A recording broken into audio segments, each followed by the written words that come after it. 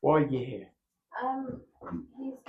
He only faces the right side. Like So he likes to turn to the right all the time. All the time. When he's sleeping, when he's awake. Okay. Even if we turn his head to the left. Yeah, it'll go boing backwards. Yeah, and it's resulting in his head having starting misshapen, flat head. Easy to reverse. Important thing about babies. Babies' skulls are made of cartilage, like our nose, like our ears, and it's very easily molded. Now, what we're going to find today, we see this a lot, is if there's a neck trauma, then what we find is baby's head locked to one side. When I say trauma, it's like whiplash. Oh, it's gorgeous. Yeah, Bobby's a wrigglefish. Now, would you say he was born, and would you say he's got a strong neck? I think he's got a strong neck. Yeah, when you carry well, him, I've watched him now. Well, that's the thing. So a baby's neck should be a lovely long giraffe-like thing, and their head should be very floppy. They should only be able to hold their heads up for about 3 to 5 seconds, maximum. Now, if you look at the picture above my head of the yellow-headed people, see how big a baby's head is in relation to their body? It's 3 times bigger than ours. Now, they've got a big bowling ball and a tiny little stick. Yeah? So what happens is they should go floppy. And most of the weight of a baby's head is at the back. People don't realise. Now, if there's any neck trauma in childbirth, what happens is they go from a floppy giraffe, they become a tiny little tortoise. Now, all of a sudden, we've got a kid that looks really strong and they've got no gap between chin and chest. As I've noticed on him, bless him. He's cute though. It's weird, isn't it? It's weird, isn't it? So we've got these kind of chin chest kids. Now, the only problem now is feeding is tricky. Now, I want both or 3 of you, please, to take your necks in like I am. Tilt your head back a little bit. Yeah, and then try and swallow. Yeah. Oh my God, is that not fun? So we have babies with these problems now. Now, then a boy is down the gym. He doesn't even know he's working out. So what happens now is, next in, head's pushed back. Yeah, turning one direction. Flat, they're just pressing all the time. Yeah, they don't even know they're doing it.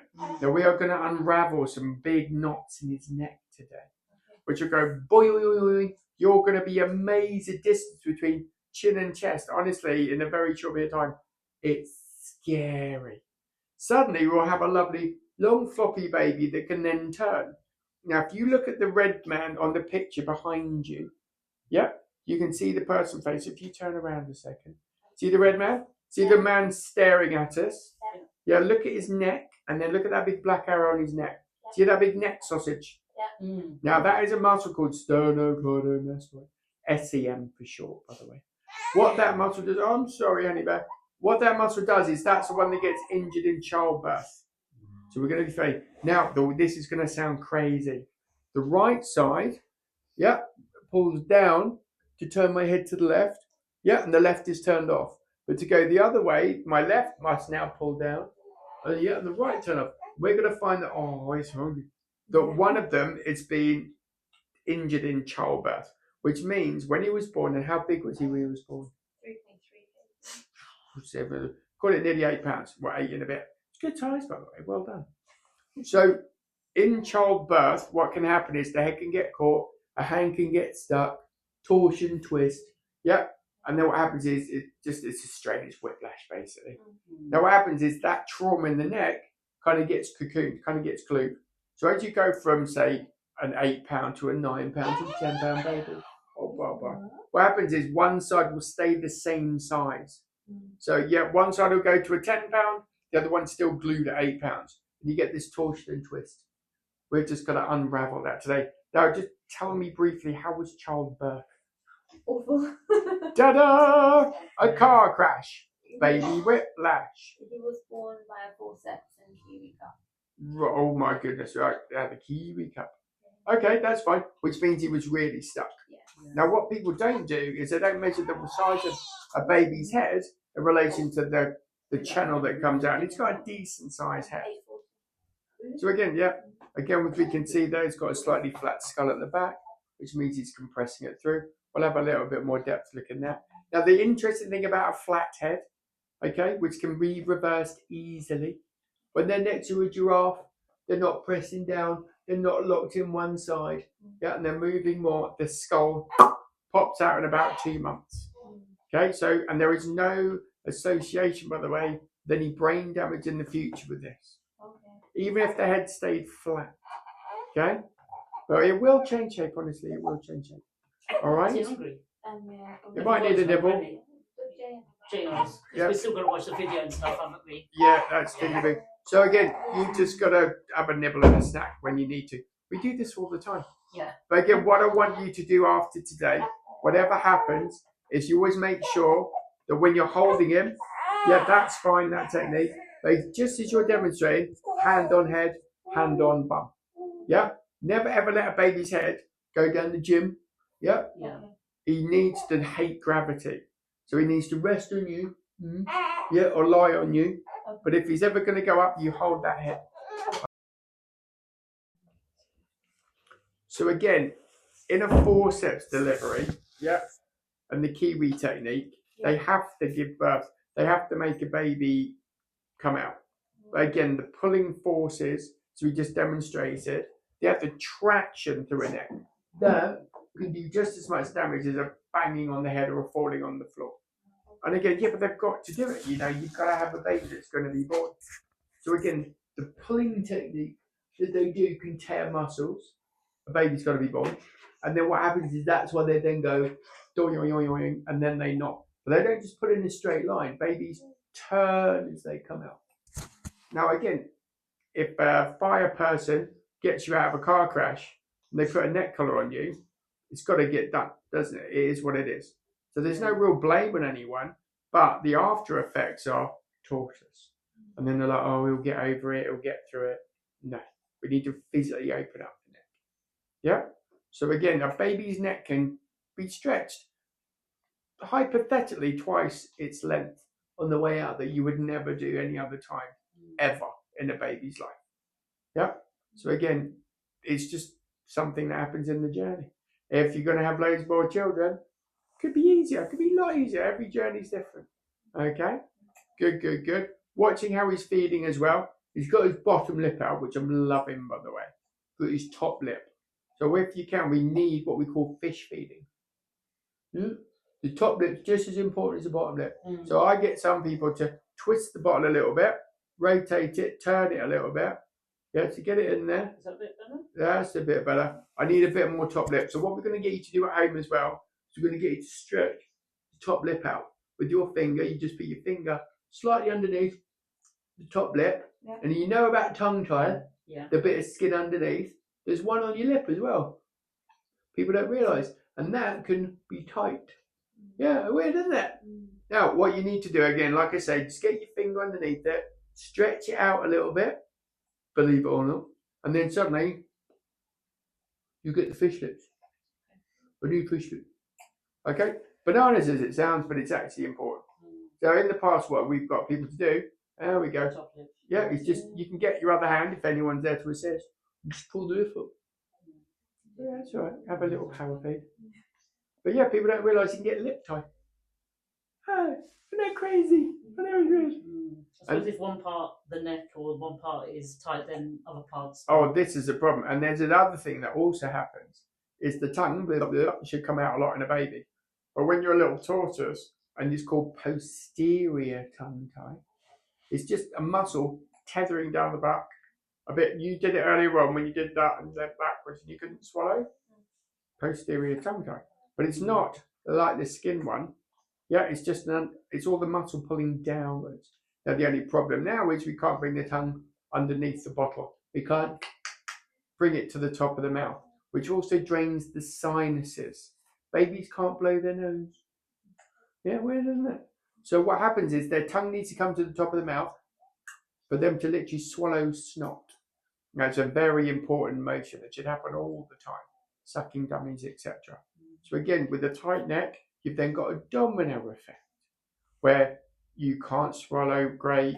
Yeah, you can't drain your sinuses. Your neck's all sore. Your tummy keeps cramping because the blood's in your neck and everywhere else. Yeah, instead of in your tummy digesting like a lovely caterpillar. It's crazy, isn't it? So suddenly the car doesn't work. It's madness. So again, a neck is very important to be very loose in a baby. All right. So after he's had the nibble, yeah, we're going to do everything we need to do, and you're all going to do stuff at home. Yeah. All right. Baby treatments. Good, he comes to us. Well done, you guys. Yeah, it's quite warm as well. Yeah, so be sick now. There we go. There we go. Straight away, he turns his head to the right. Yeah. So there's a neck sausage muscle. This Dario's going to point on himself. Next goes from the earlobe at the back all the way down the front to the front of his chest. Okay? Now, the most important place is just under the earlobe by the edge of the jaw. All right? That's where we need to be looking. And we're going to find that his left knee is ridiculously knotted and tight, which then jams him. Okay? You're going to feel this in a second, because you're going to feel that it's this tiny little sausage in his neck. Baby's muscles should feel soft, squishy and juicy. Do you guys eat meat at all? Yeah. Right, uncooked chicken breast is soft and squishy, same as muscle. But we don't want to feel lumpy, gristly, firm. Firm is bad. So how's it feeling, Dario? It is quite tight. I haven't felt this side yet, but that side is quite prominent. This side... So we shouldn't feel a baby's neck muscles. It should feel soft as their facial cheeks. Yeah, do you want to have a little feel into? It's literally just underneath it. See if you can feel a sort of lumpy sausage. Yes. Lumpy sausage shaped muscle going downwards. It's like a little finger. That's where we're going. Or sausage. We'll go. Have a feel. Everyone have a go. So right, Dario's going to direct you. Okay. Yeah. So just under there. See if you can go side to side to try and feel it. Sternocleidomastoid is its name. SCM. Oh yeah. Sausage for us today. Yep. Now again, that is lumpy. Lumpy means it was stretched, partially tore, and now it's literally glued itself with micro scar tissue. Gristle, again, if you're not a vegetarian, it's that white gristly stuff you want to chop out. Now that is a scar tissue, ropey-like substance that goes up torn, gloomy, solid, brilliant. Now it doesn't grow. The day it was made is the size it stays. Yeah, imagine never giving him another pair of shoes. Think how buckled his feet would get. Yeah, bony, bendy. So we're now going to unravel this lovely muscle or gristly scar tissue. It's very small circles. If Dario can, if you pass your hand to Dario, he's going to just touch the back of your hand. This is the pressure. We're going to use just like this. Little circles. So we're not going crazy. We're just doing gentle sort of. Again, it's not hard. Your fingernail, if they're not painted, will go slightly paley white. Yeah, with the pressure using, but you're not gouging. You're just unraveling material. There we are. You're using your middle finger, are you? Yeah, middle finger. You can use first finger, middle finger. Honestly, whatever makes you happy. Okay. Yeah. But again, it's location, location, location. And again, we're staying by the earlobe, up almost under the back of the jaw. So you can all do it to yourselves. Place a finger under by the back of your upper jaw, just almost under your earlobe. Yeah, and try and get underneath your jaw. That's it. Get right in that gap. There we go. Get in there a little bit deeper. Now try the other side. All the way under your earlobe. Get in there, right in there. One's going to be worse than the other. So get right in there. Yeah. Good. Now that bit there, that's where everything happens. And in a baby, or we might find a sore bit delicious. There we go. So we keep swapping sides as well, so he doesn't get too uncomfortable. You know more than most people now about neck anatomy. And now the interesting thing is, if this muscle pulls the baby into a tortoise, yeah, the tongue works with it. They can't work. Yeah. Feeding's a problem, lact's a problem, comfort, turning, everything. He breathes 90% through his nose. The only problem being is, if he can't do this, his sinuses get blocked. Babies' tongues need to come up high to be able to literally drain the sinuses, which block up a lot in a baby. Sadly, there's a tube into the ear that can also get blocked. So he gets earache, neck stiffness, neck pain, discomfort. He'll be asleep. He turns the way he likes to turn. You then move him. Or you'll suddenly startle awake. So you're thinking, why are you just sleeping through? Because sadly, comfortable. There we are, honey bear. So you know, for those babies who don't get this treatment, do they grow up to have sinus problems? So I see a lot of people with flat heads. You see how his heads are misshapen area at the back. It's really weird, especially men. You'll see them. They look like they've been hit with a shovel. And then on the odd occasion they're in here, and I'll say, "Is your mum still around?" "Yeah." "Were you like a nightmare of a baby? Were you colicky, refluxy? Could you settle? Would you not feed?" And they come back and they're like, "Yeah, mum says it was a nightmare." So it shows physically as they get older. So they have the worst childhood. The parents are broken in the nicest possible way. People are just distraught. And then they'll go and they'll try all the different bottles. They'll try different like buggies. They'll try everything they can. They then have all these issues, and then the doctor prescribes X, Y, and Z. Then you get the latching consultants, and nothing changes because if I said to you, right, you don't know what the cause is. well, you know about baby anatomy now, but we can't really state the word baby whiplash, but let's be honest, guys. Now, this is known as, you ready for this? Torticolis, which is rotation of the neck. They go, we don't know why it happens. It's a bit obvious why it happens. So again, it's just down to these key muscles. There we go. He's not hating it, as you can see. As we do like segment by segment by segment, a muscle is layers. We're going through layers. Imagine thousands of straws all stuck together, or spaghetti. I mean, the food. Yep, all the strands are stuck together. We've got to unpeel each strand. As we do, tortoise appears. He's 8 weeks now. Would it have been more beneficial if we came? Oh, no. What? Anything under 6 months, great. Okay. All right, and the thing is, he's growing so fast. Yeah. So fast. So what would take you 2 weeks will take him 2 days. So the younger they are, I mean, we had a 3-day-old in the other day. Oh, proper. But parents were quite shocked. This tiny little solid lump turned into a long noodly floppy thing. So again, anything under 6 months, I'm happy with. It's doing so well. These babies that are down the gym feed a lot more aggressively because they're burning off the calories. You drive their car all the time. You're down the gym and you can't even stop it. They're like more alert than their friends. Everyone's like, "Oh my God, he's so advanced." And even though he's like looking around and he's like, "Okay, that's great." Yeah, he's like, "I'm stuck. I'm not going to sleep. I'm in bloody agony. So see you later, mate." Could that be symptoms of ADHD when they get older? Well, I have that. Sadly. So no, I thought about this a lot actually. And you're born with it. It's not an acquired thing. You've either got it or you don't. So again, no, it's just again we're going down the anatomy route here. Like this. At the base of your neck, at the top of your rib cage, is a big nerve cluster called a stellate ganglion. Just for video purposes. What does that mean? It means if either of you touch each other's bone on the back, at the very base of your neck, at the top of your ribs, and tap it, your eyes will go massive. And it's almost like nature's coffee because it taps up adrenaline. It stimulates the release. So when you've got a say for example, you're nervous. Say you're going to get in a fight, I don't know why, You're going to get ready, aren't you? You're going to do what I'm doing. You're going to pull your body down. And you trigger this compression. You trigger this release of adrenaline, and you're ready for a move or run away, hopefully. Yeah. So when you've got a tortoise stuck, he's an adrenaline junkie. The kid's a natural nature's coffee kid. Does that make sense? So it comes across that ADHD like, but it's not. Now, as soon as you unravel the neck, are you relaxed? Yeah. You're tense. I'm ready for a fight.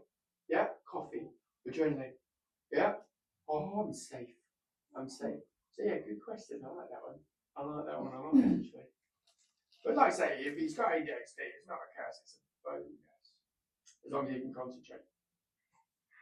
There we go. This back of the neck is quite tight as well. So the base of the skull is very important for mobility. Now the only saying is when you jam and you lock one direction, it gets stuck. Loads of things start to grow out normally. So we're getting in the back of his skull right now called suboccipital muscles.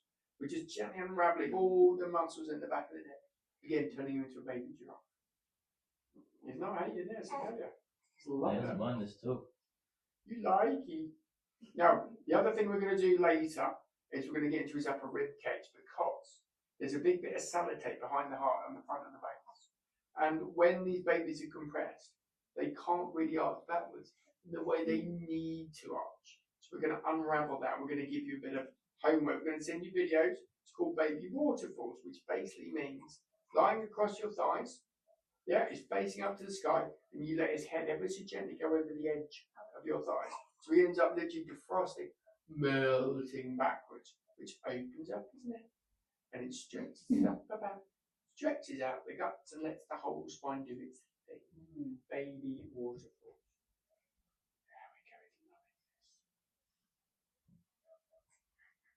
There we go. Wiggle fish. The fact that he's got taste buds on the whole inside of his mouth still fascinates me. And his tongue, yeah, is higher up in his mouth than ours, which means that when he gets to about 4 or 5 months old, the muscle, the bone inside the middle of your neck, called your Adam's apple, hyoid, yeah, it drops down, which gives him more neck strength. But at the moment, his actual throat bone is so high up inside his jaw, his tongue, yeah, is about 50% bigger than ours in the size of where it fills up in his mouth. It's crazy. And that will drop down about 4 months old. He is a caterpillar, he's a feeding machine. And 50% of all food consumed by a baby, 50%, let's call it petrol today, yeah, is burned off by the intestines, 18 feet of wiggly worm to digest. So only half the food he gets in him is to grow. It's fascinating. They're just little machines. He also he goes regular, but it's always every sort of 2-3 days. So But it's a 2-3 day rotation. We're hopefully going to jumpstart that as well. Yeah. So as he's down the gym all the time, he's working out. There's not much blood in the intestines, so the conveyor belt slows down. So from top to bottom it takes him 48 hours, if not 3 days, 72. Well, that should really speed up when we teach you how to get the guts to work. So as the neck's loose, blood supply drops into the intestines, then the conveyor belt goes and poop factory, fingers crossed. All right? But again, if you think it's feeding every 3 hours and pooping every 3 days, there's a lot of stuff stored in there, let's be honest. Yeah. Our record is 17 poops in 24 hours when we jump-started a baby's tummy. 17. That's a lot of backed up poop. Yeah, well, it needs to come out. Yeah. Oh, yeah. And again, you've got the same length of intestines in there as you have in a 2-year-old. So where the hell is the space? That's probably why sometimes he gets uncomfortable. Oh, he'll be, and then he'll get hiccups. Yeah. Yeah, and hiccups are to move the intestines. People think it's lung related, but actually when you do hiccups, you're actually trying to pump your guts. Interesting. Weird, isn't it? How's that We looking? give him Infocol as well. Yeah. Again, Impicols and it stops things fermenting. Now, when food is going through, what we're going to do is we're turning him around now. And what we're going to do is we're going to feed in his tummy. All right. So what we're doing now is going to be looking on the tummy, under the left rib cage, and what we're doing is we're assessing the tone of the intestines. Now you've got to think in there is a bowl of noodles. Yeah, a whole bowl. Now the topping, a bit under the skin on the tummy. Oh, I love you. Just massage the top of his tummy. That's not where the blood supply is poor. It's about 50% in. So what you're going to see in Dario in a second, it's going to be, we're going to be bending up the bum, bending the hips. Then we're going to be feeding on the rib cage. Yeah, dropping off the edge of the rib cage into the tummy. And then what you're doing from here, yeah, flat fingers as you can see. Yeah, and we're going to be just gently squeezing through the bowl of noodles. All right? And then we get to a depth that we're happy with. And then we're going to be dragging to the middle to the belly button. We then hold it, and there we hold it for a minimum of 4 elephants. 1 elephant, 2 elephant, 3 elephant, 4. Then we relax. The reason for this is we're creating a draw. The intestines are clamped in like my mouth. And it takes a couple of seconds for it to go, yeah, for it to literally engorge and drawing in blood supply. This very simple technique can increase their tummy mobility or movement by over 80%. When I investigated into babies' tummies, with ultrasound, this area was dormant. There was no movement through the intestines. Blood supply was terrible. By doing this tummy scoop technique that I devised, then what happens is suddenly the blood supply gets in, boom, the conveyor belt starts firing in. Hopefully backdoor action kicks in. We're having a chit chat. So again, Dario's got hips bent 90 degrees, fingers just on the tummy, down into a scoop technique. Now we're not really using a huge amount of pressure. You are going to be doing this in a second. You are going to be doing this. It's a bit like some they do belly massages. Oh, dude, guess Like, where? they go in and they kind of go like that with that bit of oil on their hands. Yep. So again, it jumps. That's intended. I've travelled a lot, and I've always watched things. Now, why could you do it on an adult and never do it on a baby? That was my thought. So we started doing this thing on babies. Suddenly, colic reflux went, hiccups vanished, pooping increased. But why is a baby any different than a 5'5", 6'2" person? You just be gentle and smaller movements. Oh, it's really, very isn't it? simple. But it's the speed. The thing I found is the speed in which they slosh and slosh doesn't work on a baby. You need that 4-elephant draw. It sounds kind of bananas, doesn't it? But it works wonderfully. Yeah. So again, you can use oils, but you don't need to. That's exactly what. Like that. Yeah. Yeah. Again, many cultures. Yeah. Again, demonstrate on yourself again. So you can do this with adults. So on the left-hand side, so this is where most people get stitched. Fingers in, and see how you're going in at a depth, but it's not killing you, is it? It looks pretty ferocious. But you're thinking, oh, and you chose that depth because you thought, oh, I need this. Now again, babies, look how Dario's going at least a 50% scoop here. And baby's alright with it, so you know you. Oh, Yeah. now you're not going to explode the intestines, you're not going to tear it apart. But the clever thing about this technique is, it's the same pressure, and as his intestines engorge with blood, they get softer and softer, and you're going to sink deeper and deeper and deeper down into the guts. Oh, it's amazing how deep you can go in a baby. Perfect. Yeah, when you do this, it's like you're pushing on a soft, fluffy teddy bear's tummy, or meets the softest feather pillow you can imagine. Okay? Now the difference is, soft, squishy, like your cheeks, is good, but when it's firm, that's when we know we've got a bit of a traffic jam. So again, it's not dangerous, it's just where all the fermentation goes in. So when you give any product to stop fermenting, stopping getting windy and gassy, it's because the food's digesting and the conveyor belt stopped. You're going from milk to cheese. That's a hell of a windy process. But with this, you're still going to fart. Fantastic, that baby fart. But just by getting the guts working, it should be a 12-hour door-to-door. Front to back door should be 12. Yeah. Yeah, not 3 days. Not 3 days. Yeah. Now what we're doing now is we're going under his spine and his lower back. Oh, it's very important his lower back is also able to arch. So we check out the muscles, check out the bones. Checking out a little bit of the hips.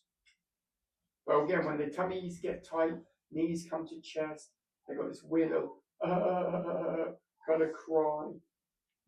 Sound like a baby lamb basically choking. It's weird. There we go. We're just feeling under the back. So again, we call this baby mechanics. Nuts and bolts. But there's a priority. Number one is the neck. That is number one. Yeah. Next thing is the guts. Then the upper ribs. That's all we do. Just getting mechanics. Stretch him out, really. Now you notice his head hasn't turned to the right for quite a while yet. Yeah. It's been more sort of centre. Thank you. Isn't this great? Normally it's like this, isn't it? You get on you guys. Boing, boing, boing, boing, boing, boing. So it's going to take a little bit of time for it to go neutral, but then you're going to find it so much easier now that when you turn his head the opposite way, he doesn't fight you or just go, oh, fair enough. It's wonderful. Do you want to have a go at the tummy scoops? Yes, please.